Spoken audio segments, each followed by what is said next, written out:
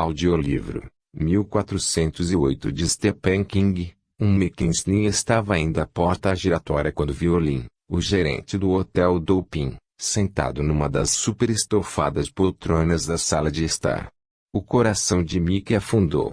Talvez eu devesse ter trazido o advogado novamente, pensou. Bem, agora era tarde demais. E mesmo se Olin tivesse resolvido colocar mais um ou dois obstáculos entre Mickey e o quarto 1408, isso não era de todo mal, havia compensações. Olin estava cruzando a sala com uma rechonchuda mão estendida quando Mickey deixou para trás a porta giratória. O Dopin situava-se na rua 61, perto da esquina da Quinta Avenida, pequeno mas elegante. Casal vestido a rigor passou por Mickey quando ele alcançou a mão de Olin, mudando para a mão esquerda a pequena bolsa com roupas e alguns objetos. A mulher era loura e usava um vestido preto, claro, e seu perfume leve e florido parecia sintetizar Nova York. No bar do mezanino, alguém tocava Nietzsche ainda como se sublinhasse tal sintetização. Sr. Slim. Boa noite. Sr. Olin. Algum problema? Olin parecia magoado. Por um momento, ele relanceou os olhos pelo saguão pequeno elegante, como se buscasse ajuda. No balcão da recepção, um homem discutia sobre entradas de teatro com a mulher, enquanto o próprio recepcionista os observava com um leve sorriso paciente. À mesa da frente, um homem, com uma aparência que só se tem após longas horas de classe executiva, discutia sua reserva com uma mulher num elegante terninho preto que poderia ser usado também como traje de noite. Os negócios corriam como sempre no Hotel Dopin. Havia ajuda para todos, exceto para o pobre Sr. Olin, que caíra nas garras do escritor. Sr. Olin? Repetiu Mickey. Sr. Slim. Posso falar um momento com o senhor no meu escritório? Bem, por que não? Isso ajudaria na parte sobre o quarto 1408, aumentaria o tom agorento pelo qual os leitores de seus livros pareciam ansiar, e não era tudo. Mickey Slim não tivera certeza até agora, apesar de todas as informações coletadas. Agora tinha. Olin estava realmente com medo do quarto 1408, e do que pudesse acontecer a Mickey ali, naquela noite. Claro, se Olin, o bom hospedeiro, estendeu a mão para a valise de Mickey. Permita-me. Não se preocupe, disse Mickey. Aqui tem apenas uma muda de roupa e uma escova de dente. Tem certeza? Tenho, disse Mickey. Já estou usando minha camisa Vaina da Sorte. Sorriu. É aqui tem repelente contra fantasma. Olin não sorriu. Em vez disso, suspirou, um homenzinho redondo de fraca e uma gravata com um laço cuidadoso. Muito bem, Sr. Slim. Então vamos. O gerente do hotel parecera hesitante no saguão, quase derrotado. Em seu escritório com painéis de carvalho, com as fotos do hotel pelas paredes, o Dopin fora inaugurado em 1910. Mickey podia publicar sem o benefício das resenhas nos diários ou jornais da cidade grande, mas fazia um dever de casa. Olin parecia ganhar segurança novamente. Um tapete persa cobria o chão do escritório, e dois abajures de pé emitiam uma suave luz amarela no ambiente. Uma lâmpada com quebra-luz verde em forma de losango ocupava o meio da mesa, junto com um umedecedor. E junto a este estavam os últimos 3 livros de Mickey Slim. Edições populares, claro, nenhum livro tivera uma edição em capa dura. Meu anfitrião também vem fazendo um pouco de pesquisa, pensou Mickey. Mickey sentou-se em frente à mesa. Esperava que Olin sentasse atrás dela, mas o gerente o surpreendeu. Instalou-se na cadeira ao lado de Mickey, cruzou as pernas e inclinou-se para frente por cima de seu comportado ventrezinho para tocar o umedecedor. Charuto, Sr. Slim? Não fumo, obrigado. Os olhos de Olin deslocaram-se para o cigarro atrás da orelha direita de Mickey, uma ponta elegante guardada ali como um repórter dos velhos tempos guardaria o próximo cigarro, logo abaixo de etiqueta imprensa enfiada na fita de seu chapéu. O cigarro tornara-se tão parte dele que por um momento Mickey honestamente não sabia o que Olin estava olhando. Então riu, tirou o cigarro, olhou e fitou Olin novamente. Há 9 anos que não fumo, disse. Tive um irmão mais velho que morreu de câncer no pulmão. Larguei o hábito depois do que ele morreu. O cigarro atrás da orelha. Sacudiu os ombros. Parte afetação, parte superstição, acho eu. Como a camisa havaiana. Ou cigarros que a gente vê nas mesas e paredes, dentro de uma pequena caixa com um aviso dizendo quebre o vidro em caso de emergência. O quarto 1408 é um quarto de fumante, Sr. Olin. Só para o caso de estourar uma guerra nuclear. Na verdade, é. Bem, disse Mickey entusiasticamente, isso é menos uma preocupação na vigilância noturna. O Sr. Olin suspirou de novo, mas sem o tom desconsolado de seu suspiro do saguão. Sim, era o escritório, concluiu Mickey. O escritório de Olin, seu lugar especial. Mesmo naquela tarde, quando Mickey viera acompanhado por Robertson, o advogado, Olin parecerá menos agitado depois de entrarem ali. E por que não? Em que outro lugar a pessoa se sente no controle das coisas senão em seu lugar especial? O escritório de Olin era um aposento com bons quadros nas paredes, um bom tapete no chão e bons charutos no umedecedor. Sem dúvida, muitos gerentes tinham administrado inúmeros negócios ali desde 1910, a seu próprio modo. O local era tão Nova York quanto a loura com seu vestido preto sem alças, seu perfume sua inarticulada promessa de nova-iorquino sexo suave e as madrugadas. Continuo achando que não posso fazê-lo desistir da ideia, não é? Perguntou Olin. Sei que não pode, disse Mickey, recolocando o cigarro atrás da orelha. Ele não alisava o cabelo para trás com vitalizo ou hidroxicrem oil, como os jornalistas de outrora com seus vistosos chapéus, mas ainda mudava o cigarro todos os dias, exatamente como a roupa de baixo. A pessoa transpira atrás da orelha. Se ele examinasse o cigarro no final do dia antes de jogá-lo, não fumado, no toalete, poderia ver o tênue resíduo desse suor no fino papel branco. Isso não aumentava a tentação de acendê-lo. Agora já não conseguia entender como fumara por quase 20 anos 30 guimbas por dia, às vezes 40. Por que fizera aquilo era uma pergunta ainda melhor. Olin recolheu pequena pilha de livros em cima do mata-borrão. Espero sinceramente que o senhor esteja errado. Mickey abriu o zíper do bolso lateral da bolsa e tirou de lá um mini gravador Sony. Não se importa se eu gravar a conversa, não é, Sr. Olin? Olin fez um gesto com a mão. Mickey apertou o botão de gravar e a pequena luz vermelha acendeu. A fita começou a girar. Enquanto isso, Olin examinava lentamente a pilha de livros, lendo seus títulos. Como sempre quando via seus livros na mão de alguém, Mickey Slim sentia uma esquisita mistura de emoções, orgulho, desconforto, divertimento, desafio e vergonha. Não tinha por que sentir vergonha deles quando vinham sustentando muito bem nos últimos 5 anos, e não tinha que dividir seus lucros com os livreiros putas de livros, era como seu agente os chamava, talvez em parte com inveja. Por que criar o próprio conceito? Apesar de que, após ter vendido o primeiro livro tão bem, só um idiota não teria percebido o conceito. O que havia para fazer depois de Frankenstein senão a noiva de Frankenstein? Mesmo assim, ele havia ido para Iowa. Estudara com Janis Milley. Participara certa vez de uma mesa redonda com Stanley Elkin. Aspirara outrora. Absolutamente ninguém em seu atual círculo de amigos e conhecidos tinham a mínima pista disso, a ser publicado como um jovem poeta de aule. E quando o gerente do hotel começou a dizer o nome dos títulos, Mickey descobriu que desejava não ter desafiado Olin com o gravador.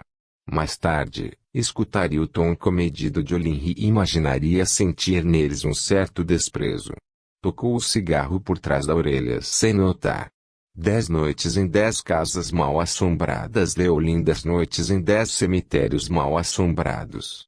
10 noites em 10 castelos mal assombrados. Olhou para Mickey com um tênue sorriso nos cantos da boca. Foi para a Escócia por causa desse. Sem falar nos bosques de Viena. E tudo deduzido do imposto de renda, certo? Assombração é a sua profissão, afinal de contas. O que está querendo dizer?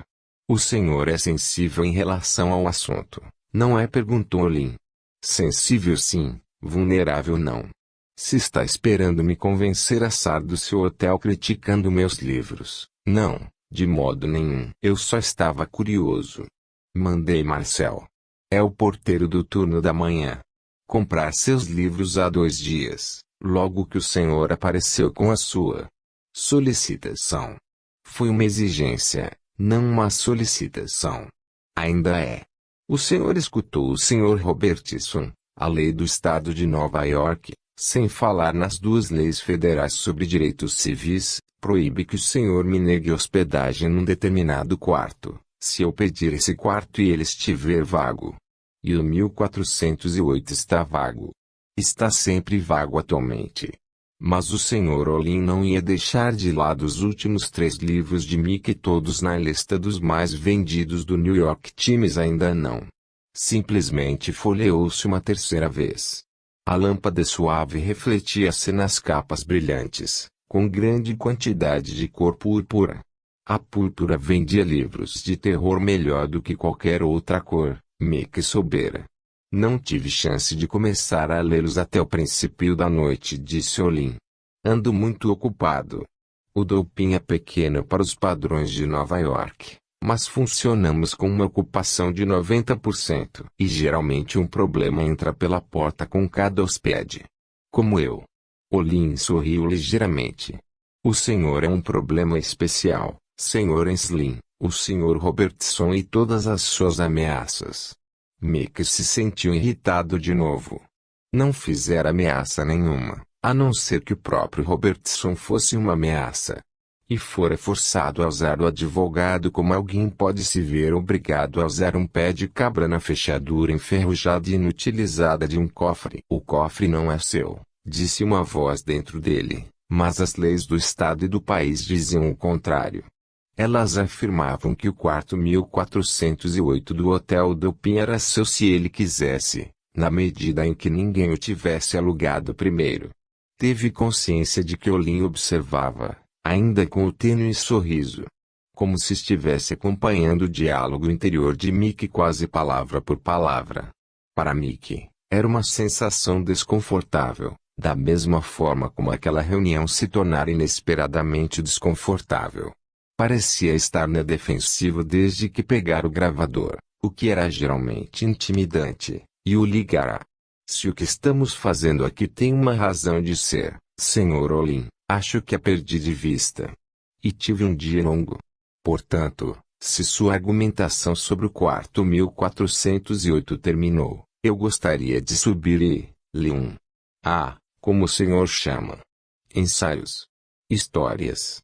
Bill chamava-os de pagadores de contas, mas não ia dizer isso com a fita girando. Mesmo a fita sendo sua. Contos, decidira Olin. Li um conto de cada livro. Aquele sobre a casa Hesby em Kansas, do livro Casas Mal Assombradas. Sim. Os assassinatos a machado. O camarada que esquartejara 6 membros da família Eugene Hesby nunca fora capturado. Exatamente. E o da noite em que o senhor passou acampado nos túmulos dos amantes que se suicidaram, no Alasca. Aqueles que as pessoas dizem aparecer por Sitka.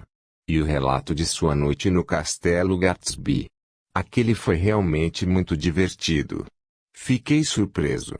O ouvido de Mickey estava cuidadosamente sintonizado para prender as notas invisíveis de desprezo até nos comentários mais suaves sobre sua série das noites. E não tinha dúvida de ouvir, às vezes, um desprezo que não existia. Poucas criaturas na Terra são tão paranoicas quanto o escritor que acredita, no fundo do coração, que está ficando pior no que faz. Descobrira Mickey, mas não acreditava haver nenhum desprezo ali. Obrigado. Acho, eu disse ele. Deu uma olhadela no gravador. Geralmente o pequeno olho vermelho do objeto parecia observar outro sujeito, desafiando-o a dizer a coisa errada. Naquela noite, parecia estar olhando para o próprio Mickey. Ah, sim, eu disse isso como um cumprimento. Olin tamborilou nos livros. Espero terminar esses. Mas pela maneira de escrever. É a maneira de escrever que eu gosto.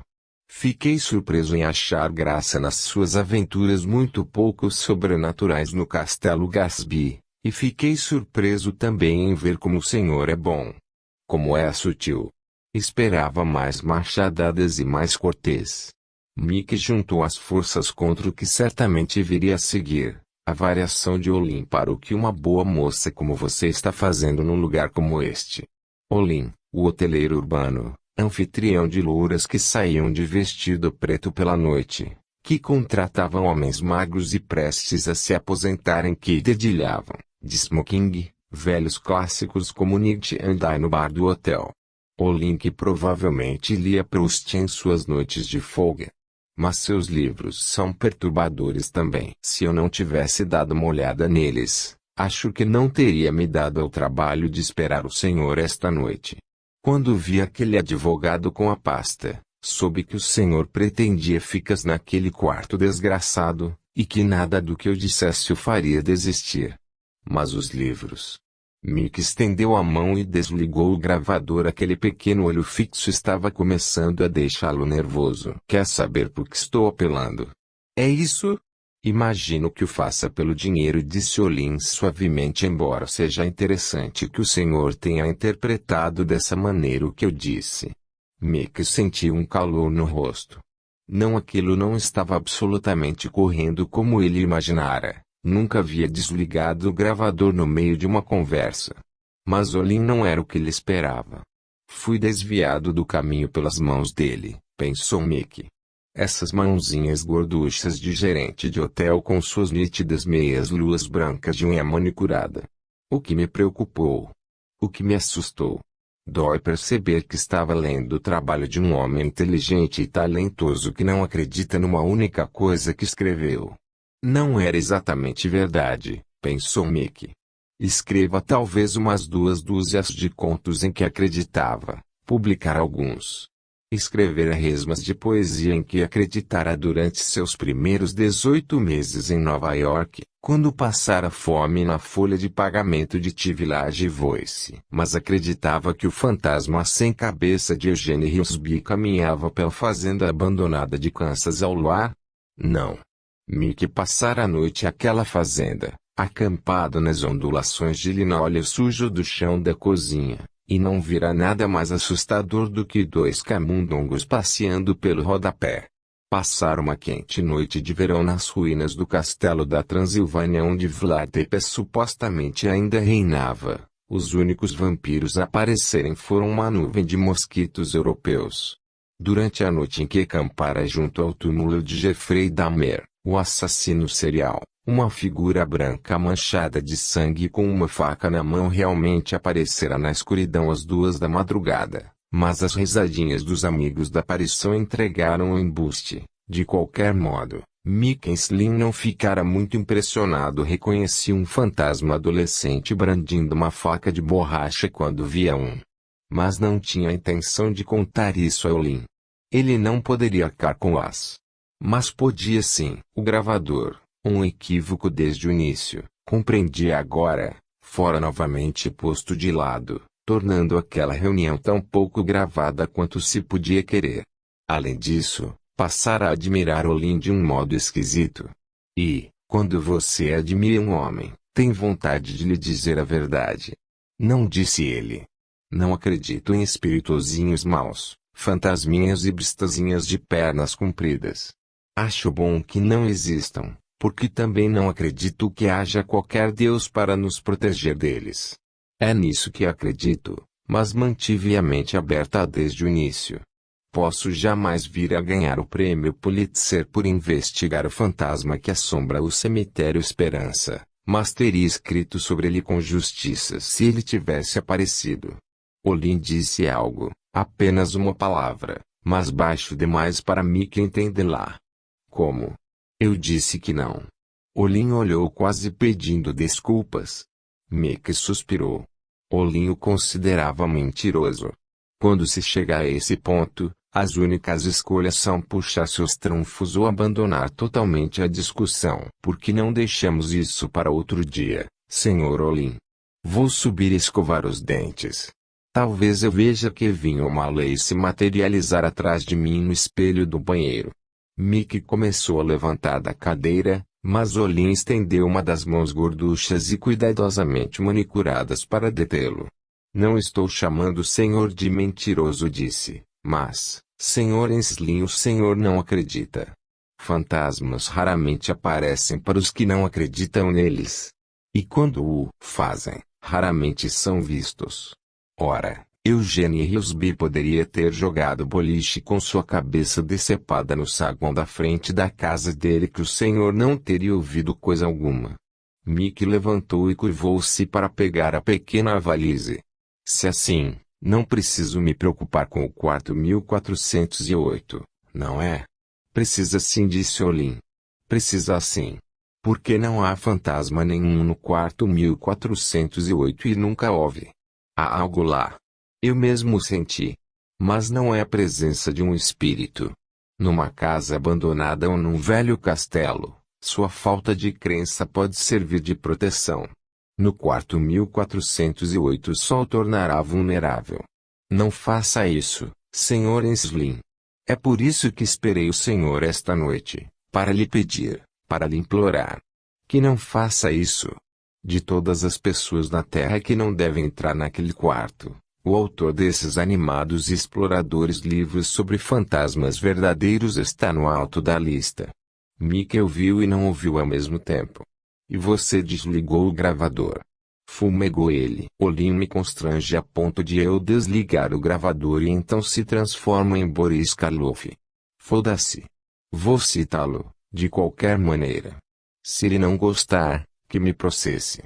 De repente, estava morrendo de vontade de subir, não só porque assim poderia liquidar logo sua longa noite num quarto de hotel, mas porque queria transcrever o que Olin dissera enquanto ainda estava fresco na memória. Tome um drink, Sr. Enslin. Não, eu. O Sr. Olin tirou do bolso do casaco uma chave em um chaveiro que era uma comprida chapa de metal. O metal parecia velho, arranhado e machado, tendo gravado nele o número 408. Por favor, disse Olin. Faça a minha vontade. Dê-me mais 10 minutos do seu tempo, o suficiente para tomar uma pequena dose de Scott, e eu lhe entrego esta chave. Eu daria tudo para poder fazê-lo mudar de opinião, mas gosto de pensar que reconheço o inevitável quando vejo. Vocês ainda usam chaves aqui? Perguntou Mickey. É um toque simpático. Uma antiguidade. O Dopin entrou no sistema de cartões magnéticos em 1979, Sr. Enslin, no ano em que assumi como gerente. O 1408 é o único quarto da casa que ainda abre com chave. Não havia necessidade de colocar uma fechadura com cartão magnético naquela porta, porque nunca há ninguém ali. A última vez que a sala foi ocupada por um hóspede pagante foi em 1978. Está me sacaneando. Mickey sentou novamente e mais uma vez destravou o gravador.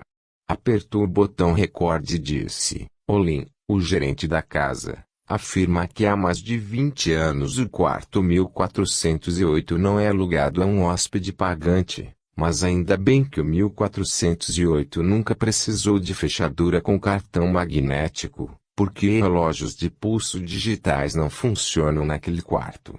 Às vezes andam para trás, às vezes param, mas não se pode confiar nas horas que marcam. Não no quarto 1408. O mesmo acontece com calculadoras de bolso e telefones celulares. Se estiver usando um bip, Sr. Enslin, aconselho a desligá-lo, porque, quando estiver lá, ele vai começar a tocar direto. Fez uma pausa e desligá-lo também não garante que dê certo. Ele pode se ligar sozinho. A única providência segura é tirar as baterias dele. Apertou o botão stop do gravador sem examinar os botões, Mickey imaginou que Olin deveria usar um modelo semelhante para ditar memorandos. Na verdade, Sr. Enslin, a única providência segura é ficar fora da droga daquele quarto. Não posso fazer isso, disse Mickey, pegando seu gravador novamente e guardando-o de volta, mas acho que tenho tempo para uma bebida. Enquanto Olin servia as bebidas no bar revestido de painéis de carvalho sob uma velha pintura da Quinta Avenida na virada do século XIX para o XX, Mickey perguntou-lhe como sabia que dispositivos de alta tecnologia não funcionavam dentro do quarto se este não era ocupado desde 1978. Não quero lhe dar a impressão de que ninguém pôs os pés no 1408 desde 1978, respondeu Olin. Temos arrumadeiras que fazer uma limpeza leve no quarto uma vez por mês. Isso significa. Mickey, que já vinha trabalhando em 10 quartos de hotel mal assombrados há uns 4 meses, disse, sei o que significa. Limpeza leve num quarto desocupado inclui abrir as janelas para arejar o cômodo, espanar, jogar um desinfetante especial no vaso para deixar a água levemente azul, mudar as toalhas. Provavelmente a roupa de cama não seria mudada, não numa limpeza leve. Cogitou se deveria ter trazido seu saco de dormir. Palmilhando o tapete persa, vindo do bar com 2 drinks nas mãos. Olin pareceu ler o pensamento de Mickey. Os lençóis foram mudados esta tarde, Sr. Enslin. Por que não deixa isso de lado? Me chame de Mickey. Acho que não vou me sentir à vontade, disse Olin, entregando a bebida a Mickey. Ao senhor. E ao senhor. Mickey ergueu o copo querendo brindar ao anfitrião, mas Olin recuou. Não, ao senhor, Sr. Enslin. Eu insisto. Hoje devemos ambos beber ao senhor. Vai precisar disso. Mickey suspirou, tocou a borda do copo contra a borda do copo de Olin e disse, a mim. O senhor estaria em casa num filme de horror, Sr. Olin. Poderia representar o mordomo sinistro que tenta aconselhar o jovem casal a ir embora do castelo da danação. Olin sentou-se. É um papel que não tenho representado com frequência, graças a Deus. O quarto 1408 não está na lista de nenhum dos sites sobre locais paranormais ou quentes para sensitivos. Isso vai mudar depois do meu livro, pensou Mickey bebericando. E não há nenhuma turnê sobre fantasmas que pare no Hotel Dopin, embora façam essa turnê no Cherry Netherland, no Plaza e no Park Lane. Temos mantido o 1408 tão quieto quanto possível. Embora a história tenha estado sempre aí para um pesquisador tenaz e com sorte ao mesmo tempo. Mickey permitiu-se um leve sorriso. Veronique mudou os lençóis, disse Olin. Eu acompanhei-a. O senhor deve se sentir lisonjeado, Sr. Enslin. É quase como ter a cama arrumada pela realeza. Veronique e sua irmã vieram para o Dopin como camareiras em 1971 ou 72. Veio, como nós a chamamos, e a empregada mais antiga do Dopin, com pelo menos 6 anos mais de casa do que eu. Desde então ela passou a governanta-chefe da casa. Acho que não muda um lençol há 6 anos, mas costumava fazer todos os turnos do 1408. Ela é irmã. Até por volta de 1992. Veronique e Celeste eram gêmeas, e o vínculo entre elas parecia torná-las. Como posso dizer?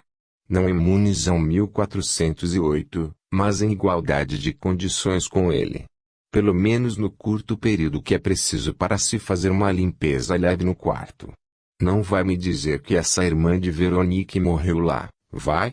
Não, de modo nenhum, disse Olin. Ela foi embora daqui por volta de 1988, por não estar bem de saúde. Mas não descarto a possibilidade de um 1408 ter desempenhado um papel na piora de suas condições físicas e mentais. Parece que construímos uma relação, Sr. Olin.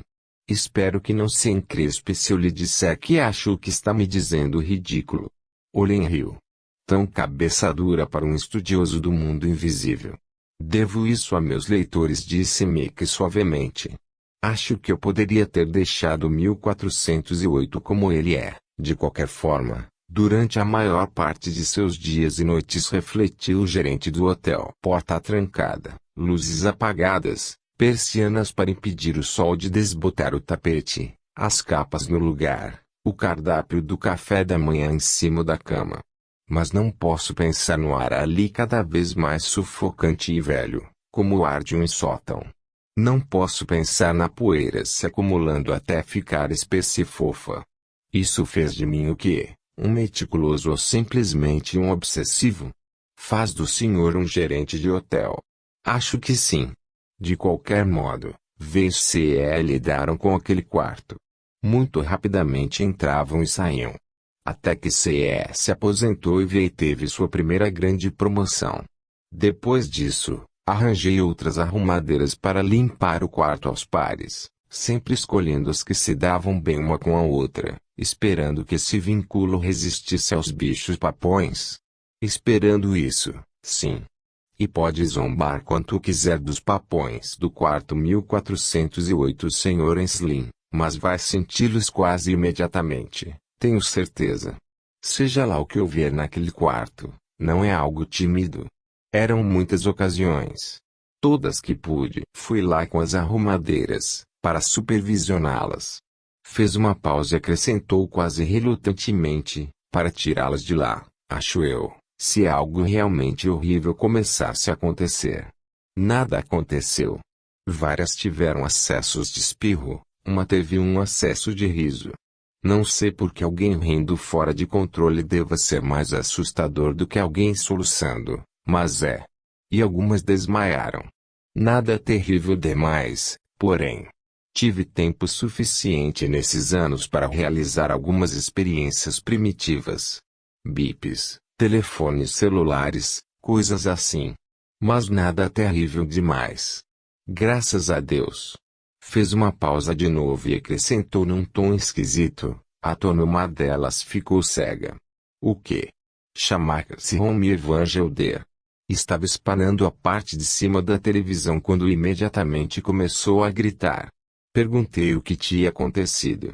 Ela deixou cair o pano de pó, pôs as mãos nos olhos e gritou que estava cega.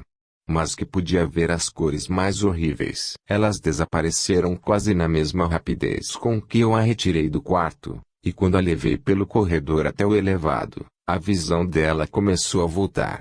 Está me contando tudo isso só para me assustar, não é, Sr. Olin? Para me afastar daqui. Na verdade, não. O senhor conhece a história do quarto, começando com o suicídio do seu primeiro ocupante. Mick conhecia. Kevin O'Malley, um vendedor de máquinas de costura, suicidara-se a 13 de outubro de 1910. Um fujão que deixara para trás esposa e 7 filhos. 5 homens e uma mulher pularam da única janela do 1408, Sr. Enslin. 3 mulheres e um homem tomaram uma dose excessiva de pílulas naquele quarto. 2 foram encontrados na cama, 2 no banheiro, 1 na banheira e 1 caído no vaso. Um homem se enforcou no closet em 1970, Henry Storkin, disse Mick. Aquele foi provavelmente acidental. Asfixia erótica. Talvez. Houve também o caso de Randolph, que cortou os pulsos e a seguir os órgãos genitais, por via das dúvidas, enquanto sangrava até a morte. Isso não foi asfixia erótica. A questão, Sr. Enslin, é que se o senhor não pode ser demovido de sua intenção por um registro de 12 suicídios em 68 anos, duvido que os arquejos e fibrilações de algumas camareiras o detenham.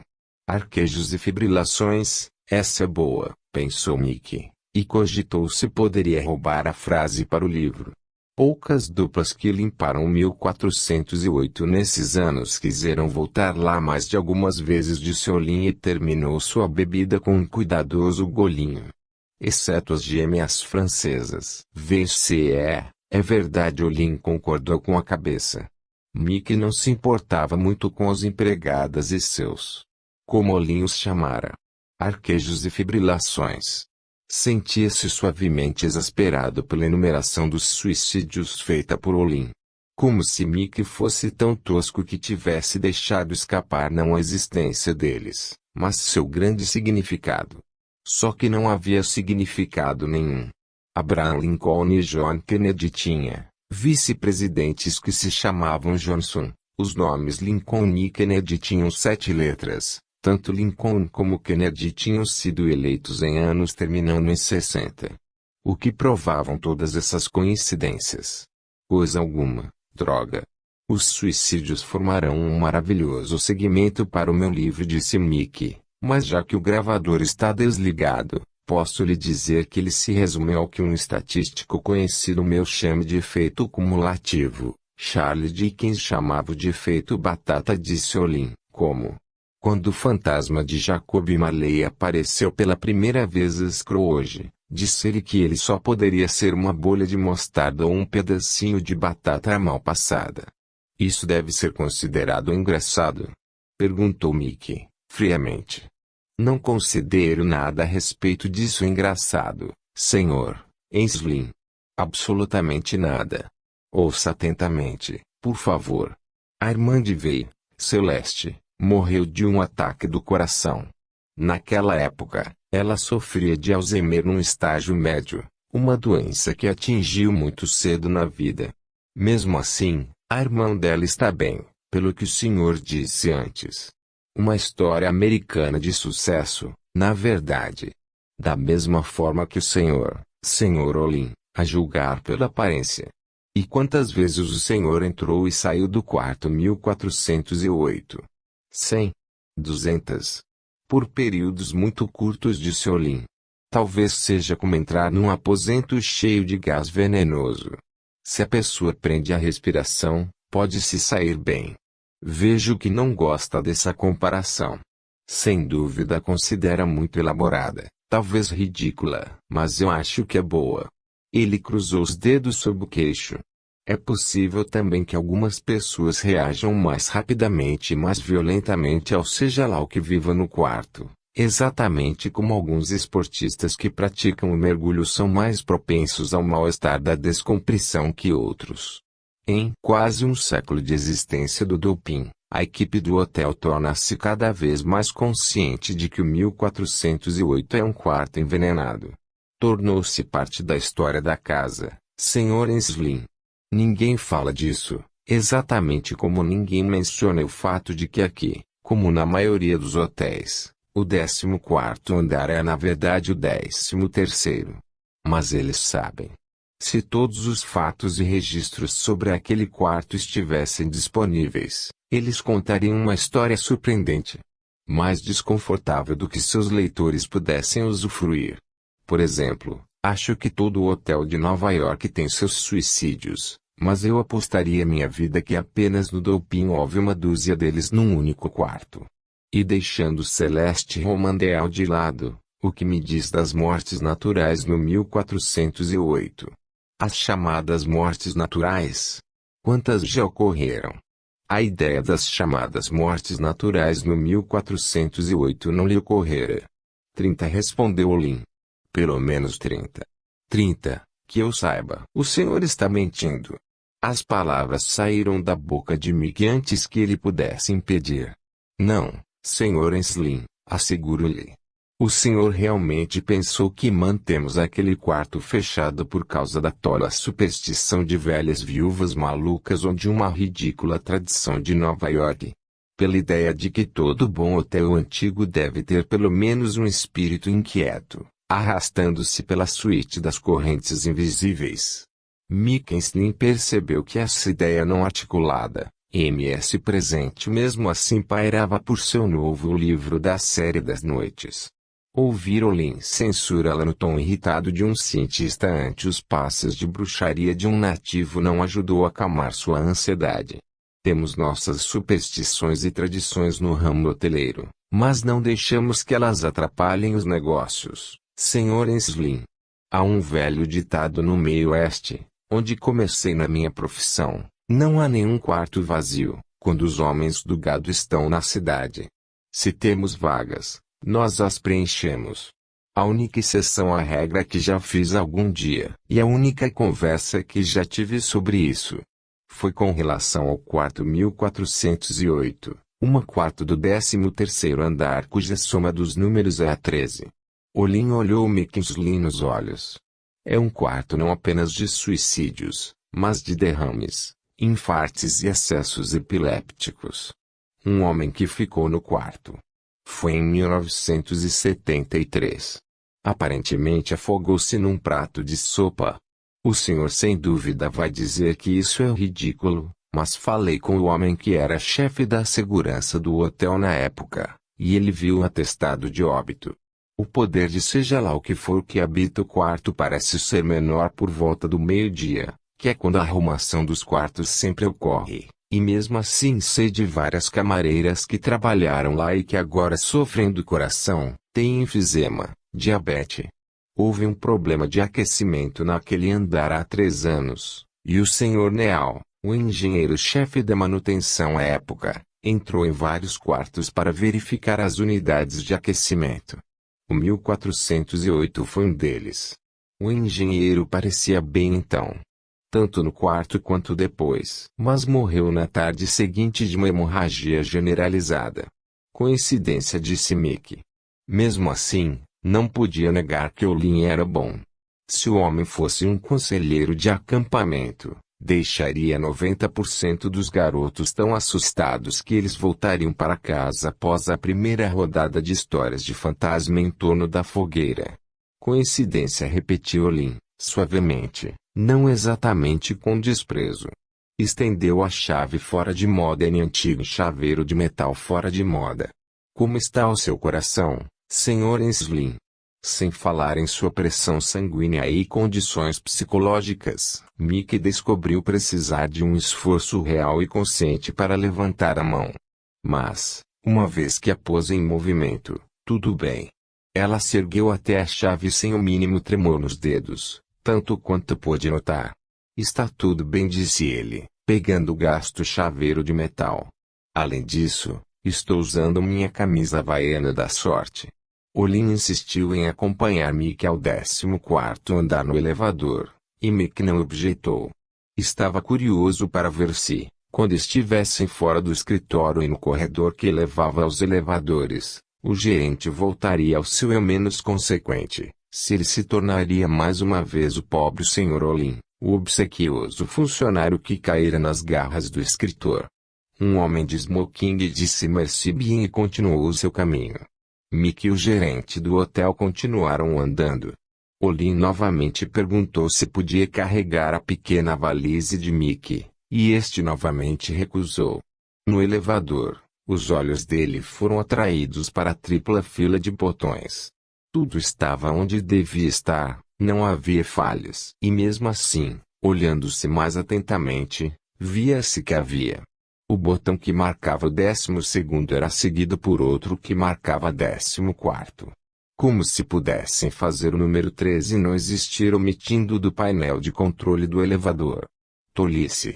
E mesmo assim Olin estava certo, isso era feito em toda parte do mundo.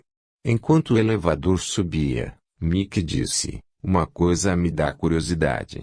Por que o senhor não cria um residente fictício para o quarto 1408, se ele assusta tanto como o senhor diz que assusta?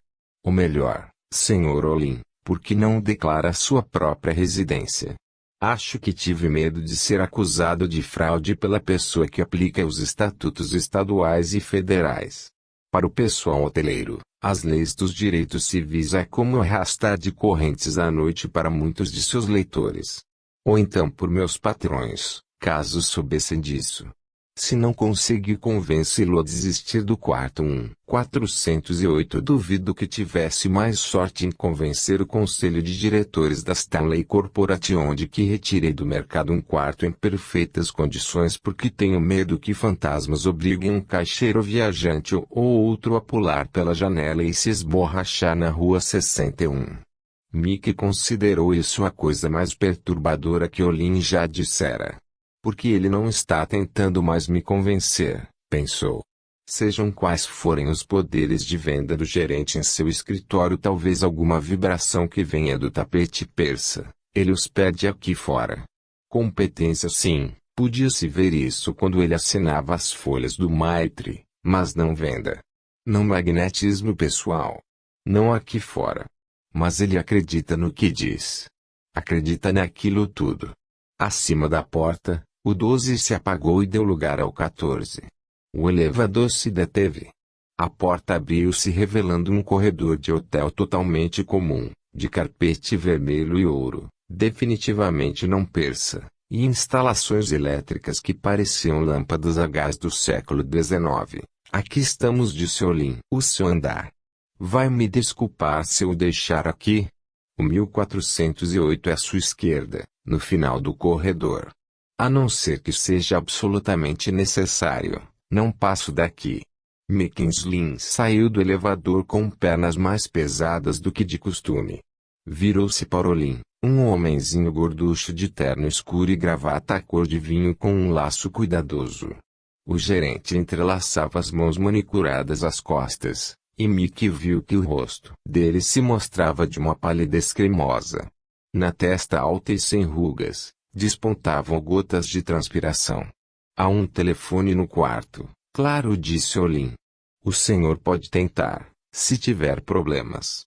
Mas duvido que ele funcione. Não se o quarto não quiser.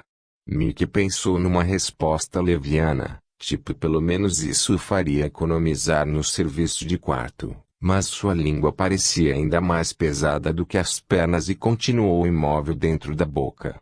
Olin retirou uma das mãos de trás das costas e Mickey viu que ela tremia. Senhor Enslin, Mickey. Não faça isso. Pelo amor de Deus. Antes de poder terminar, a porta do elevador se fechou, silenciando o indicador ordinal masculino. Mickey ficou onde estava por um momento, no perfeito silêncio do hotel nova-iorquino, no andar que ninguém da equipe admitiria ser o 13º. Pensou em estender a mão e apertar o botão para chamar o elevador. No entanto, se fizesse isso, Olin venceria. E haveria um grande buraco escancarado no lugar do melhor capítulo do seu novo livro. Os leitores poderiam não saber disso, assim como seu editor, seu agente Robertson, o advogado. Mas ele saberia. Em vez de apertar o botão do elevador, Mickey tocou no cigarro atrás da orelha, aquele gesto antigo e distraído que nem ele sabia mais que fazia, alisando também o colarinho da sua camisa da sorte. Então começou a seguir pelo corredor na direção do 1408, balançando a pequena valise a seu lado. O artefato mais interessante deixado na esteira da breve estada de Mackinsley, que durou cerca de 70 minutos. No quarto 1408 foram os 11 minutos de fita registrados no gravador, um pouco escurecido pelo fogo, mas de longe de estar destruído. O fascinante da narração era ver pouquíssima narração. E como era esquisita. O gravador fora um presente de sua ex-mulher, de quem ficara amigo, há 5 anos, em sua primeira expedição sobre um caso à fazenda Rio BC, em Kansas, levaram quase como se tivesse lembrado dele no último minuto, juntamente com 5 grandes blocos amarelos e um estojo de couro com lápis apontados. Ao chegar à porta do quarto 1408 do Hotel Dopin, 3 livros depois, Mickey trazia consigo apenas uma caneta e um caderno de notas, assim como 5 fitas cassete virgens de 90 minutos, além da que já colocara no gravador antes de deixar seu apartamento. Descobrira que falar ao gravador lhe era mais útil do que tomar notas. Podia recolher anedotas, algumas fantásticas, enquanto aconteciam os morcegos que haviam mergulhado sobre ele na torre supostamente mal assombrada do Castelo Gatsby, por exemplo. Ele guinchara como uma garota em sua primeira viagem a uma ardilosa casa mal assombrada. Além disso, o pequeno gravador era mais prático do que notas escritas, especialmente quando se está num gélido cemitério de New Brunswick e uma pancada de chuva e vento derrubam sua tenda às 3 da manhã. Não se podia tomar notas muito bem nessas circunstâncias, mas se podia falar. E fora o que Mickey fizera, continuara falando enquanto lutava contra a lona molhada e ondulante da tenda, sem perder de vista o confortador olho vermelho do gravador. Ao longo dos anos e das expedições sobre casos, o gravador da Sony tornara-se um amigo. Mickey jamais registrara uma narrativa em primeira mão de um verdadeiro acontecimento sobrenatural na fita de lamentos finos movendo-se entre os carretéis, e isso incluía os comentários entrecortados feitos no gravador. Caminhoneiros de longo curso passam a amar seus Keworths e Eugene Ippetes. Escritores tratam como algo precioso determinada caneta, ou uma velha e gasta máquina de escrever. Senhoras encarregadas da limpeza detestam desistir da velha Electrolux. Mickey jamais tivera que enfrentar um fantasma Hell ou um evento psicocinético apenas com o gravador sua versão da cruz e da réstia de alho para protegê-lo, mas passara com ele inúmeras noites geladas e desconfortáveis. Era cabeça dura, mas isso não o tornava inumano. Seus problemas como 1408 começaram antes de entrar no quarto. A porta estava torta. Não muito, mas estava torta sem dúvida, ligeiramente para a esquerda. Isso o fez pensar primeiro em filmes de terror em que o diretor tentava indicar a tensão mental de um dos personagens inclinando a câmera em tomadas subjetivas. Essa associação foi seguida por outra aparência das portas quando se estava num barco e o tempo um tanto ruim. Elas iam para frente e para trás, direita e esquerda, tic-tac, até que você começava a sentir a cabeça e o estômago meio revirados. Não que ele próprio se sentisse assim, de modo nenhum, mas... Sim, eu me sinto. Só um pouco. E ele diria isso também, ainda que fosse apenas pela insinuação de Olin de que sua atitude tornava impossível para ele ser justo no campo indubitavelmente subjetivo do jornalismo fantasmagórico. Inclinou-se, consciente de que a leve sensação no estômago sumira quando ele parara de olhar para a porta sutilmente desenquadrada, abriu o zíper da bolsa e retirou o gravador. Apertou o botão record enquanto se endireitava, e viu o pequeno olho vermelho se iluminar. Então abriu a boca para dizer a porta do quarto 1408 oferece sua própria saudação original. Parece colocada torta, levemente para a esquerda. Ele disse à porta, e isso foi tudo. Ouvindo-se a fita podem-se escutar as duas palavras claramente, a porta, e então o clique do botão stop. Porque a porta não estava torta, estava perfeitamente direita. Mickey virou, olhou para a porta do 1409 do outro lado do corredor e então novamente para a porta do 1408. Ambas eram iguais, brancas, com placas com números dourados e maçanetas douradas. Ambas totalmente retas. Ele se curvou, pegou a valise com a mão que segurava o gravador, com a outra mão colocou a chave na fechadura e parou. A porta estava novamente torta. Dessa vez inclinada ligeiramente para a direita. Isso é ridículo, murmurou ele, mas a sensação de náusea já retornara a seu estômago. Não era apenas uma espécie de enjoo marítimo, era enjoo marítimo. Ele fora à Inglaterra no Queen Elizabeth II havia uns 2 anos, e certa noite o mar ficou extremamente agitado.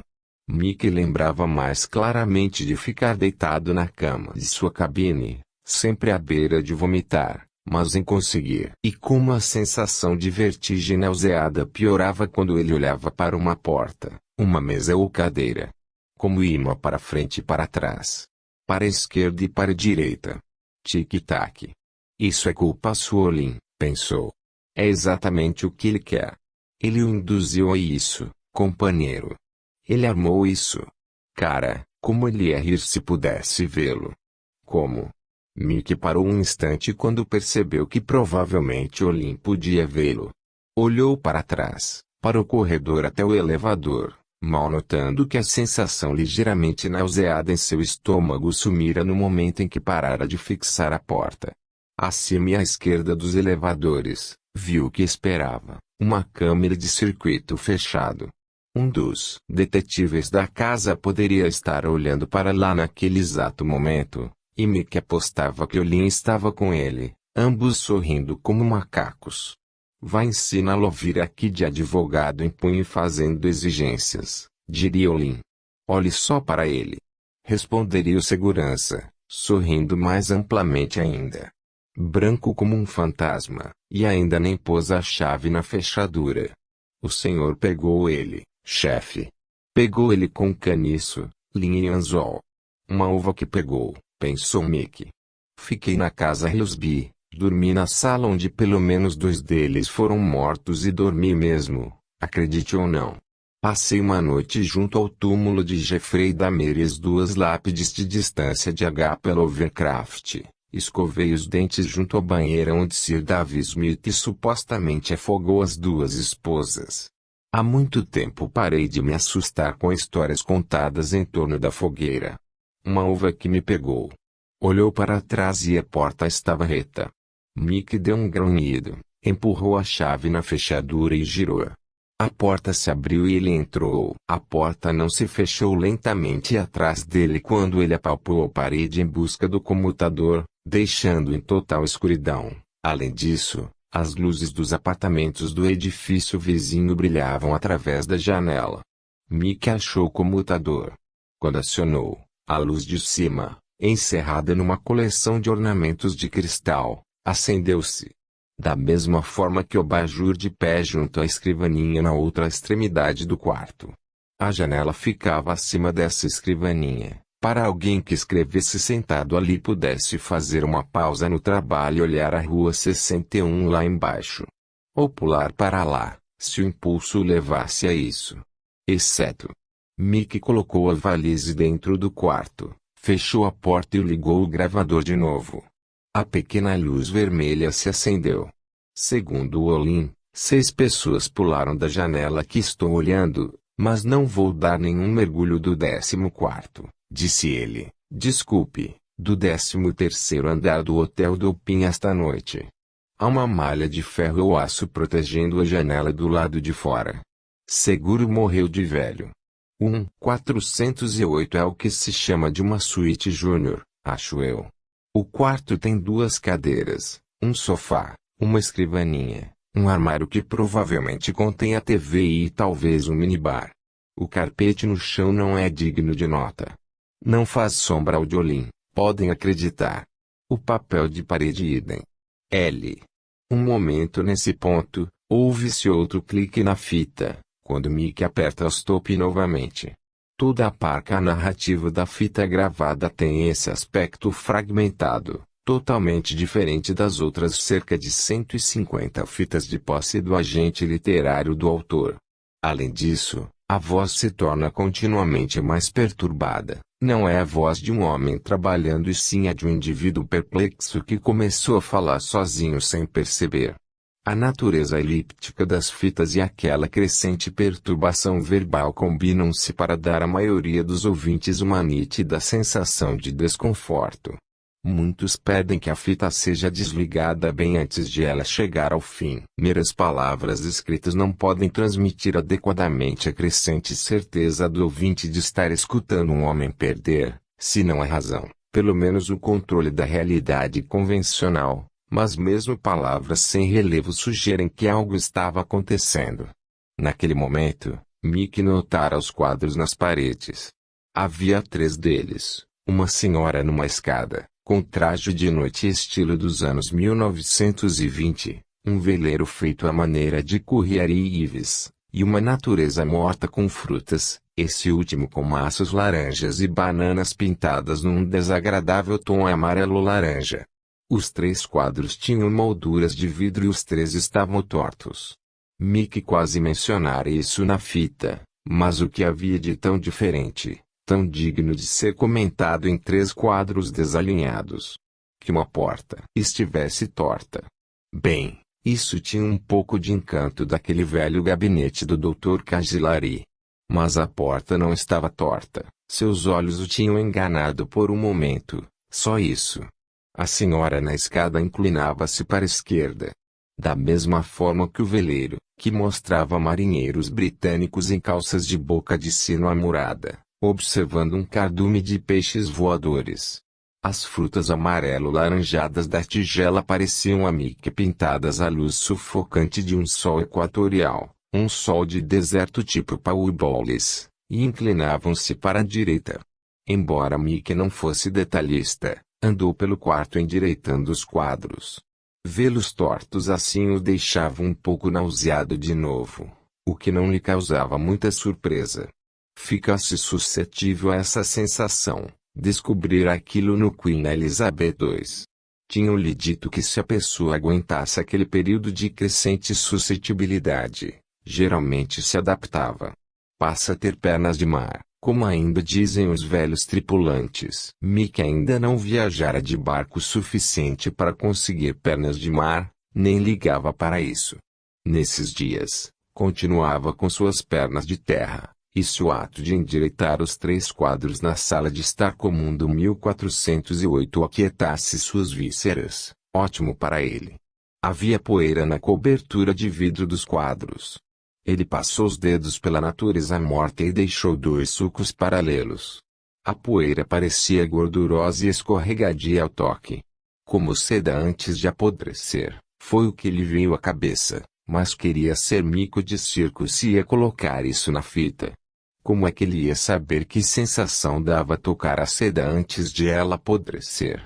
Era um pensamento de bêbado.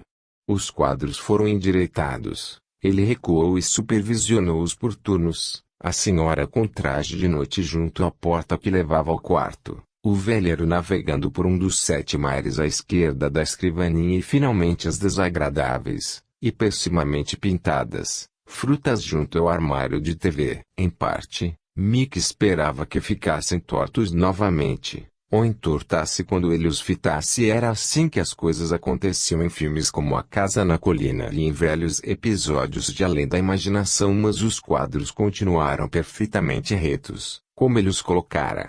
Não que fosse achar algo de sobrenatural ou paranormal se os quadros voltassem a seu antigo estado torto. Em sua experiência, a reversão era da natureza das coisas. Gente que desistira de fumar. Ele tocou o cigarro atrás da orelha sem notar que o fazia. Queria continuar fumando, e quadros que estavam tortos desde a era Nichon queriam continuar tortos.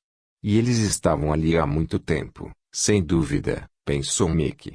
Se os retirasse do lugar, veria uma marca mais clara no papel da parede. Ou insetos enxameando dali para fora, como acontece quando se levanta uma rocha. Havia algo chocante e horrível nessa ideia. Surgia a centímetros uma vívida imagem de insetos brancos e cegos brotando como pus vivo do papel de parede anteriormente protegido. Mickey pegou o gravador, ligou e disse: Olin certamente iniciou uma vertente de pensamento na minha cabeça. Ou uma corrente de pensamentos. Ele quis me levar a ter um chilique nervoso e foi bem sucedido. Não pretendo. Não pretendi o quê? Nesse ponto da fita, Mickey Slim declara de modo perfeitamente articulado e sem vibração: tenho que me controlar. Imediatamente. Isso é seguido por outro clique, quando ele desliga a fita de novo. Fechou os olhos e respirou profundamente 4 vezes, a cada vez prendendo a respiração e contando até 5 antes de expeli-la de novo. Nunca acontecera com ele nada semelhante, não nas casas, nos cemitérios ou nos castelos supostamente assombrados. Isso não era como ser assombrado, ou como ele imaginara que devia ser. Isso era como estar completamente chapado com droga ruim, ordinária. Foi Olin que fez isso. Olin hipnotizou-o, mas você vai escapar. Vai passar a porcaria da noite neste quarto, e não só porque é o melhor local em que já esteve na vida. Deixando de lado Olin, você está perto de conseguir a melhor história de fantasma da década, mas porque Olin não vai conseguir vencer. Ele, a besteira da história das 30 pessoas que morreram, não vão vencer. O único encarregado das besteiras por aqui sou eu, portanto trate só de inspirar. E expirar. Inspirar. E expirar. Inspirar. E expirar. Continuou assim por uns 90 segundos e, quando abriu os olhos de novo, sentiu-se normal.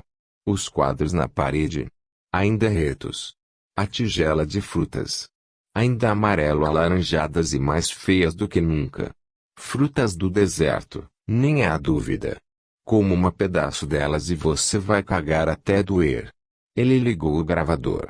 O olho vermelho se acendeu. Tive uma pequena vertigem por 1 ou 2 minutos, disse Mickey, atravessando o quarto até a escrivaninha e a janela, com sua rede protetora do lado de fora.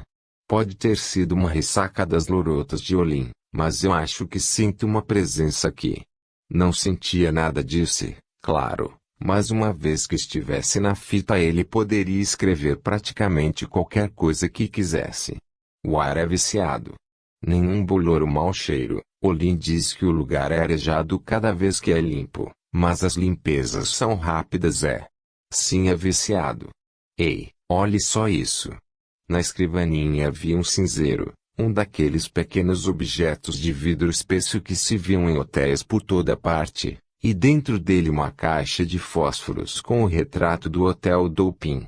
Na frente do hotel, via-se um porteiro sorridente com um uniforme bem fora da moda, com dragonas, alamares dourados e um cape que parecia saído de uma boate gay na cabeça de um motociclista machão usando apenas alguns piercings de prata pelo corpo. Carros de outra época passavam pela Quinta Avenida em frente ao Hotel Packard's, Hudson's, Studebakers e Gersler New Yorkers com grandes caudas salientes.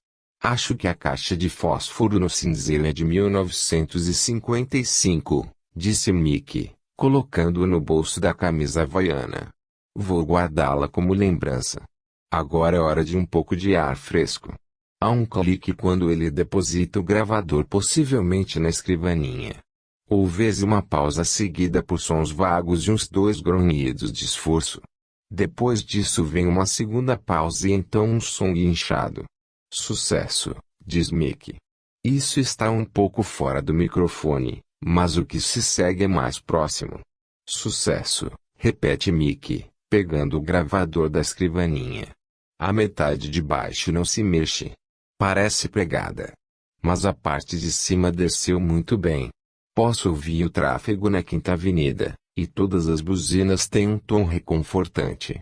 Alguém está tocando um saxofone. Talvez na frente do Plaza, que fica do outro lado da rua, 2 quarteirões adiante.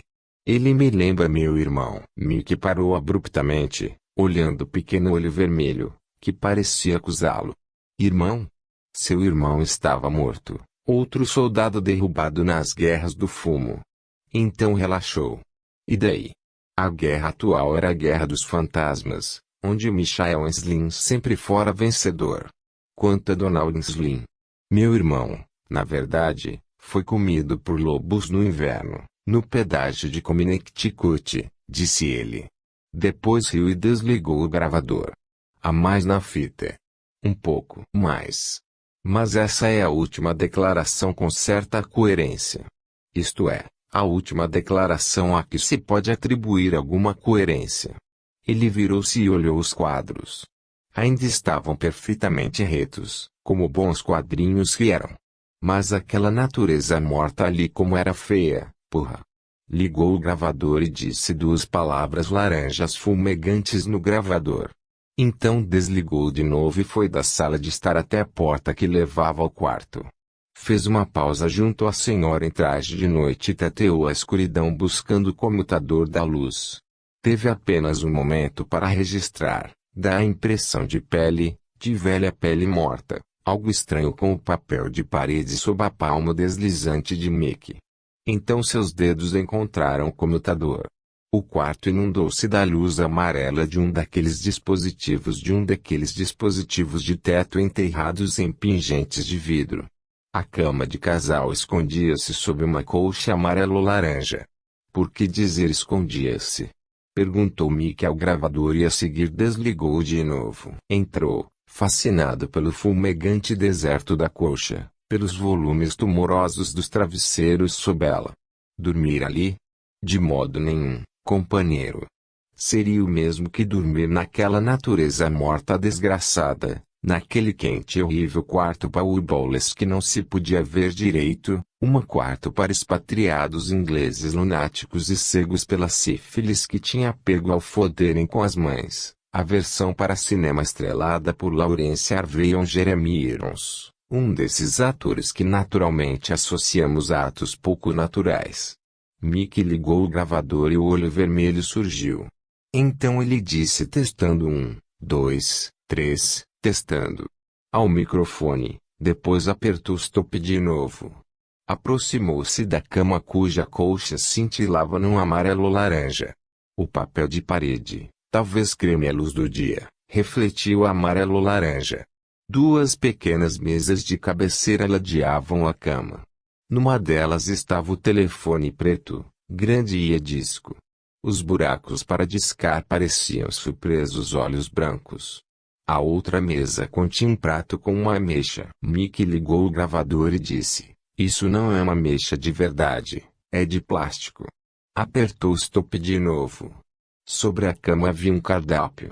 Mickey abordou a cama com muito cuidado para não tocar nela ou na parede, e pegou o cardápio. Estava escrito em francês e, embora já houvesse passado muito tempo desde que Mickey aprendera aquela língua, um dos itens do café da manhã eram pássaros assados na merda. Pelo menos parece algo que os franceses poderiam comer, pensou, dando uma risada alucinada e perturbada. Então fechou e abriu os olhos. O cardápio agora estava escrito em russo. Fechou e abriu os olhos. O cardápio agora estava escrito em italiano. Fechou e abriu os olhos. Não havia nenhum cardápio. Havia a xilogravura de um garotinho gritando e olhando por cima do ombro para um lobo de xilogravura que engolira a sua perna esquerda até o joelho. As orelhas do lobo apontavam para trás e ele parecia um terrier com seu brinquedo favorito. Eu não estou vendo isso, pensou Mickey, e claro que não estava. Sem fechar os olhos, viu nítidas linhas de inglês, cada qual consistindo em uma tentação diferente do desjejum. Ovos, waffles, frutinhas silvestres frescas, nada de pássaros assados na merda. Mesmo assim, virou-se muito lentamente e saiu do pequeno espaço entre a parede e a cama, espaço que agora parecia estreito como um túmulo. Seu coração batia com tanta força que Mickey podia sentir a pulsação no pescoço e nos pulsos, assim como no peito. Seus olhos latejavam nas órbitas. O 1408 era estranho, sim. O 1408 era muito estranho. Olin dissera algo sobre gás envenenado, e era assim que Mickey se sentia, como alguém que tivesse cheirado o gás ou fora forçado a fumar um haxixe forte misturado com inseticida. Olin provocara isso, claro, provavelmente com a adesão ativa e risonha do pessoal da segurança. Bombeara seu gás envenenado especial através dos respiradouros. Só porque Mickey não podia ver nenhum respiradouro, não significava que não estivesse lá. Fitou o quarto com olhos assustados e arregalados. Não havia ameixa nenhuma na mesinha à esquerda da cama. E também nenhum prato. A mesa estava vazia. Mickey virou-se, começou a andar para a porta que dava para a sala de estar e parou. Havia um retrato na parede. Não tinha absoluta certeza em seu presente estado. Não podia ter certeza nem do próprio nome, mas estava razoavelmente certo de que não havia nenhum quadro quando chegara. Era uma natureza morta. Uma única ameixa num prato de metal sobre uma velha mesa de madeira. A luz que incidia sobre a ameixa e o prato era de um febril amarelo alaranjado. Luz de tango, pensou ele. O tipo de luz que faz os mortos levantarem dos túmulos e dançarem tango. O tipo de luz. Tenho que sair daqui, murmurou, voltando aos tropeções para a sala de estar.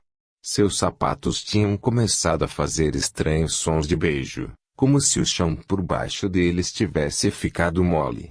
Os quadros na parede da sala estavam tortos de novo e havia também outras mudanças. A senhora na escada abaixara a parte de cima de sua roupa, deixando os seios à mostra, e segurava um em cada mão.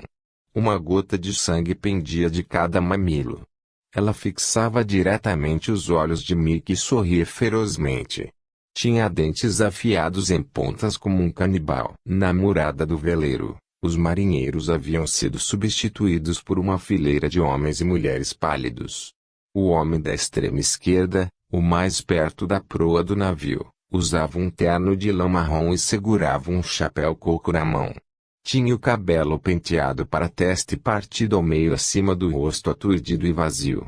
Mickey sabia que o seu nome era Kevin O'Malley, o primeiro ocupante do 1408, um vendedor de máquinas de costura que pulara daquele quarto em outubro de 1910. À esquerda de O'Malley, havia outros que tinham morrido ali, todos com a expressão aturdida e vazia.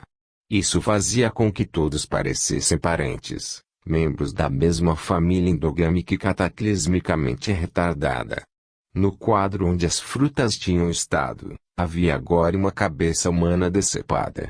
Uma luz amarelo-laranja nadava nas faces encurvadas, nos lábios afundados, nos olhos vidrados e virados para cima, no cigarro atrás da orelha direita. Mickey cambaleou para a porta, os pés dando estalos de beijo e agora parecendo de fato grudar um pouco no chão a cada passo.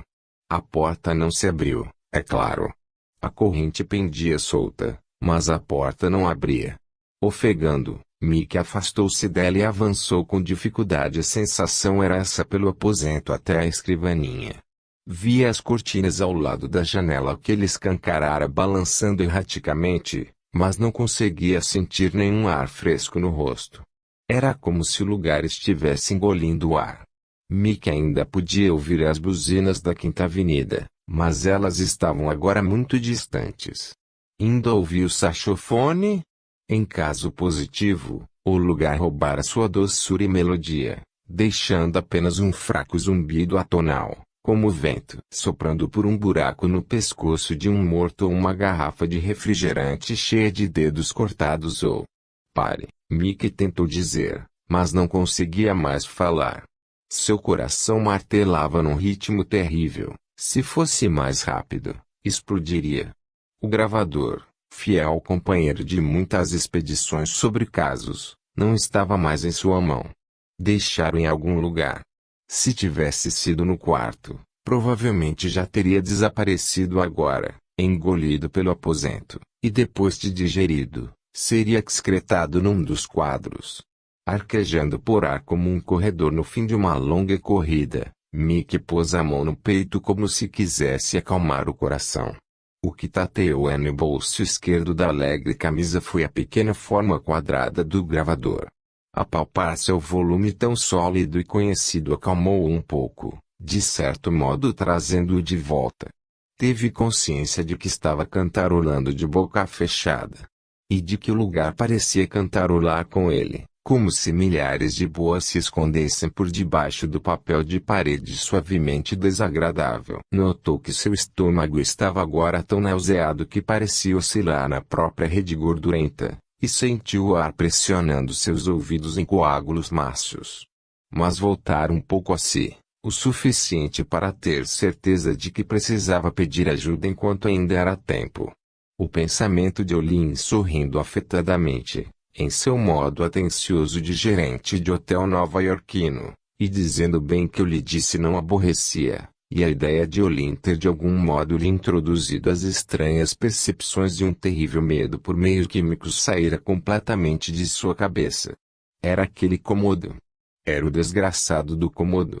Quis esticar a mão para o telefone antigo gêmeo que estava no quarto e pegá-lo. Em vez disso, viu seu braço descer a mesa num delirante movimento em câmera lenta, tão parecido com o braço de um mergulhador que quase esperou ver bolhas saindo do membro. Agarrou o receptor e levantou-o. Sua outra mão, tão decidida quanto a primeira, mergulhou e discou 0. Enquanto levava o receptor ao ouvido, escutou uma série de cliques como se o disco girasse novamente para sua posição original. Parecia soar como a roda da fortuna. Quero girar a roda ou resolver o enigma. Lembre-se de que se tentar resolver o enigma e falhar, será colocado na neve ao lado do pedágio Connecticut e os lobos comerão você. Não escutou nenhuma campainha. Em vez disso, uma voz áspera começou a falar. Eu disse 9. 9. Eu disse 9. 9. Eu disse 10. Matamos seus amigos. Cada amigo seu agora está morto. Eu disse 6. 6. Mickey ouvia com um horror crescente não ao que a voz dizia, mas a seu áspero vazio. Embora não fosse uma voz gerada por máquina, também não era uma voz humana. Era a voz do aposento. A presença derramando-se das paredes e do chão. A presença falando com ele do telefone não tinha nada em comum com qualquer evento assombramento ou paranormal sobre o qual ler algum dia. Havia algo diferente ali. Não, não está ali ainda. Mas está chegando. Está faminto. E você ao jantar. O telefone caiu de seus dedos abertos e Mickey se virou. O aparelho ficou pendurado pelo fio do mesmo modo que o estômago de Mickey oscilava para frente e para trás dentro dele, que ainda podia ouvir a voz áspera saindo do escuro. 18. Agora é o 18. Assuma o controle quando a sirene tocar. É o 4. Eu disse 4. Não notou que tirara o cigarro de trás da orelha e colocara-o na boca, ou que retirara do bolso da camisa berrante a caixa de fósforos com o porteiro de alamares dourados antiga, assim como não notou que após 9 anos finalmente tinha resolvido fumar. Diante dele, o aposento começava a derreter. Estava cedendo em seus ângulos e linhas retas, não em curvas mas em estranhos arcos moriscos que feriam os olhos de Mickey. O candelabro de vidro no centro do teto começou a decair como uma espessa bola de cuspe. Os quadros curvavam-se, tornando-se formas como para-brisas de velhos carros antigos. Vinda de trás do vidro do quadro junto à porta que dava para o quarto, a mulher dos anos 20 com os mamilos sangrando sorria com dentes de canibal. Então deu meia volta e subiu correndo a escada novamente, movendo-se com o delirante andar abrupto e sinuoso de uma vampira num filme mudo, levantando os joelhos. O telefone continuava a emitir um som áspero e a cuspir numa voz que era agora de uma máquina de cortar cabelo elétrica que tivesse aprendido a falar. 5. Eu disse 5. Ignora a sirene. Mesmo se você for embora deste quarto, jamais poderá deixá-lo. 8. Eu disse 8. A porta para o quarto e a porta para o corredor tinham começado a desmoronar alargando-se no meio e se tornando portais para seres possuídos de formas profanas. A luz tornou-se brilhante e quente, enchendo o lugar com um fulgor amarelo-laranja. Agora Mickey podia ver rasgões no papel de parede, poros pretos que rapidamente cresciam até se transformar em bocas. O chão afundou num arco côncavo e então Mickey pôde ouvir o habitante do quarto atrás do quarto chegando, a coisa nas paredes, o dono da voz que zumbia. 6. O telefone gritou. 6. Eu disse 6. E a droga dos 6, porra. Mickey olhou para a caixa de fósforos em sua mão, a que retirara do cinzeiro do quarto. Que porteiro engraçado. Que carros antigos engraçados com suas grandes grades cromadas. E palavras escritas no fundo que ele não via havia muito tempo, porque agora a FIA Brasil era sempre atrás. Feche a tampa antes de riscar. Sem pensar não conseguia mais pensar, Mickey riscou um único fósforo, deixando o cigarro cair de sua boca ao mesmo tempo. Riscou o fósforo e imediatamente tocou com ele os outros da caixa. Houve um som de fifute, um forte sopro de enxofre ardente entrou na cabeça de Mickey como uma baforada de sais de cheiro, e uma chama brilhante de fósforos. E mais uma vez sem pensar, Mickey segurou o buquê chamejante de fogo contra a frente da camisa. Era uma camisa barata feita na Coreia, no Camboja ou em bordel, agora já velha, ela pegou fogo imediatamente. Antes que as chamas subissem à frente de seus olhos, tornando o cômodo mais uma vez instável. Mickey viu claramente, como um homem que acordou de um pesadelo, mas encontrou um pesadelo em torno de si. Sua cabeça estava clara, forte e baforada de enxofre e o calor que se ergueu subitamente da camisa havaiana provocaram isso, mas o lugar mantinha o aspecto insanamente pantanoso. Pantanoso não era a palavra, não chegava nem perto. Mas era a única que parecia tangenciar o que acontecera ali. O que ainda acontecia. Mickey estava numa caverna que derretia e apodrecia, cheia de movimentos bruscos e inclinações loucas. A porta que dava para o quarto tornara-se a entrada para a câmara interna de um sarcófago. E à esquerda, onde estivera pendurado o quadro das frutas, a parede avolumava-se na direção de Mickey, abrindo-se em longas rachaduras que se escancaravam como bocas, abrindo-se para um mundo de onde algo se aproximava agora. Mackenzie ouvia a respiração ávida e molhada da coisa e sentia o cheiro de algo vivo e perigoso.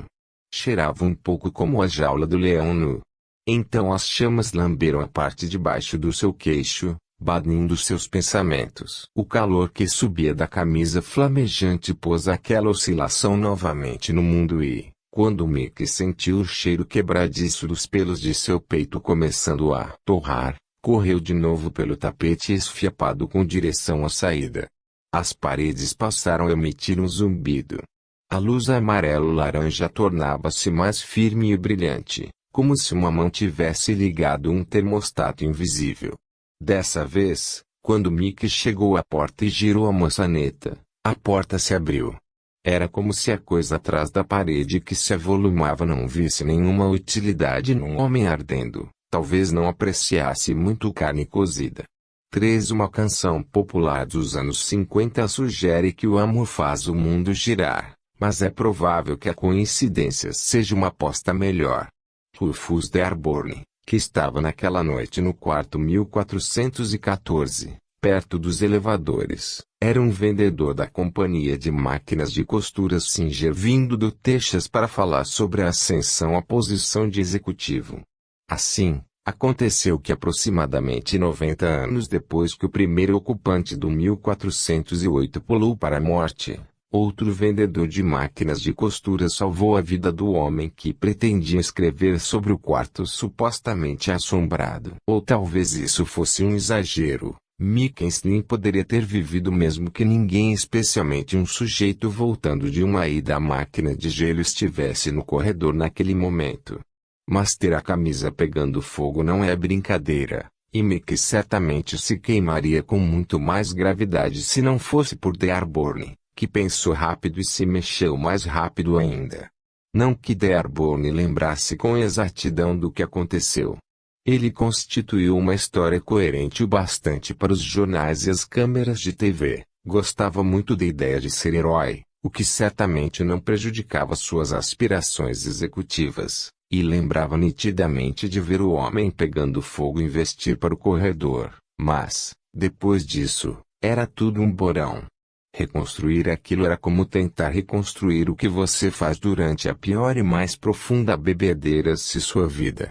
De uma coisa ele tinha certeza, mas não contou aos repórteres porque não fazia sentido. O grito do homem pegando fogo parecia subir de volume como um estéreo sendo aumentado. Ele estava bem ali à frente de Dearborn, e o tom mais agudo do grito não mudou, mas o volume sim. Era como se o homem fosse um objeto incrivelmente barulhento que acabara de chegar. Dearborn correu pelo corredor com o balde cheio de gelo na mão.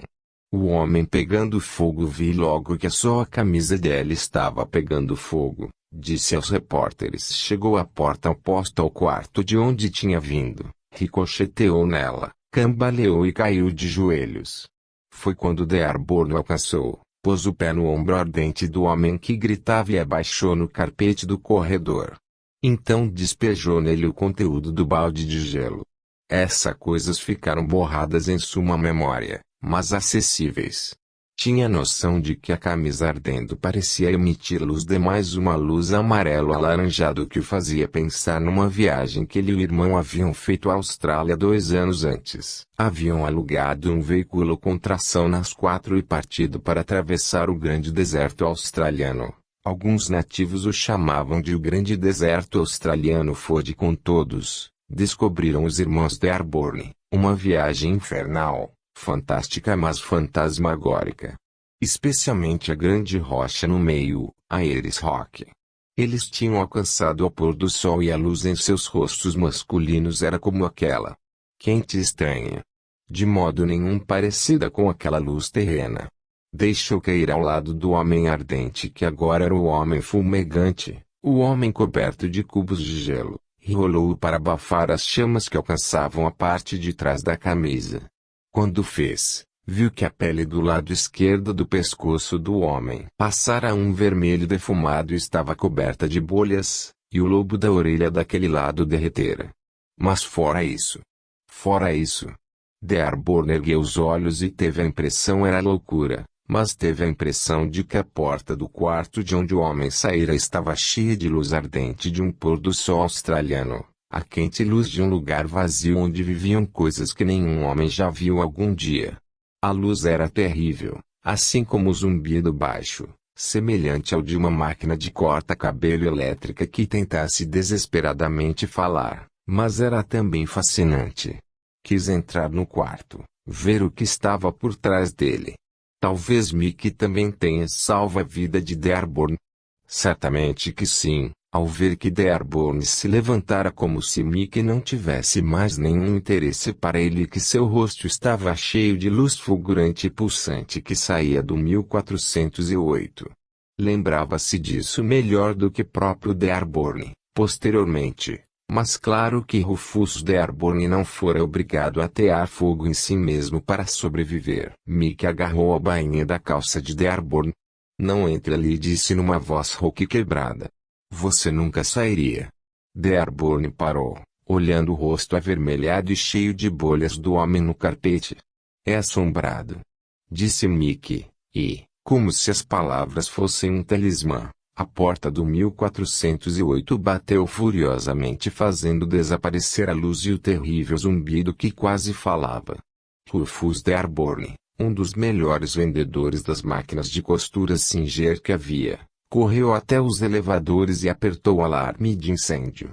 4. Uma foto interessante de Mickey Slinen tratando a vítima de queimadura, uma abordagem diagnóstica, cuja 16ª edição apareceu uns 16 meses depois da curta permanência de Mickey no quarto 1408 do Hotel Dopin.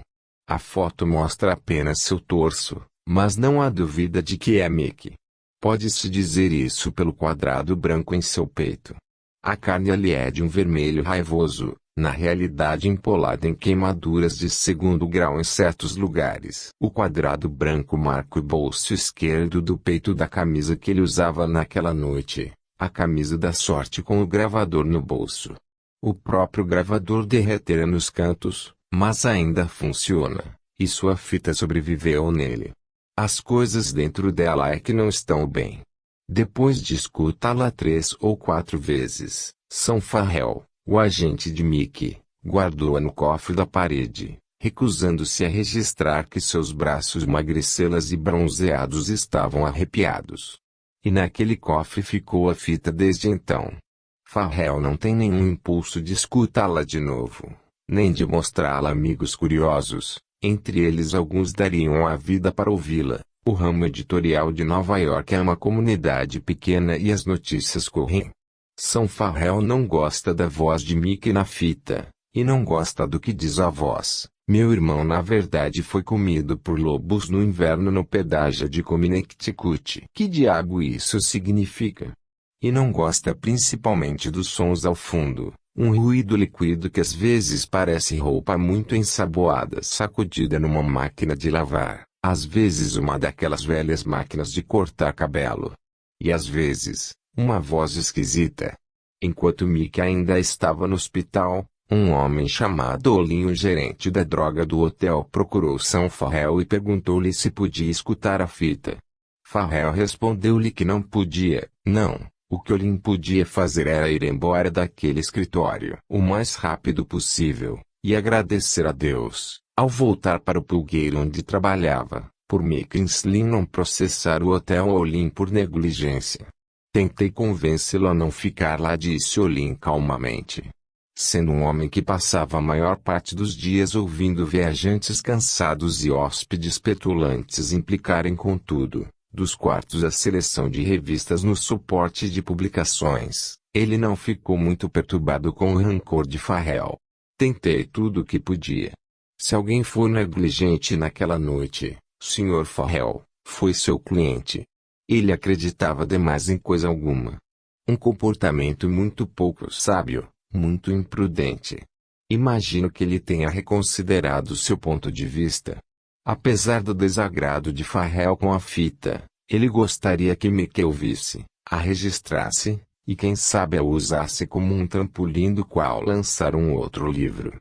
Porque é um livro no que acontecer a Mickey. Farrell sabe disso, não apenas um capítulo, um câncer de 40 páginas, Mas um livro inteiro. Um livro que poderia vender mais do que todos os 3 noites juntos.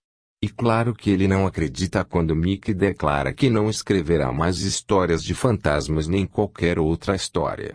Os escritores dizem isso de tempos em tempos, é só uma explosão ocasional de prima-donna é parte integrante do comportamento dos autores. Considerando-se tudo, Mickey Slim teve sorte, e sabe disso.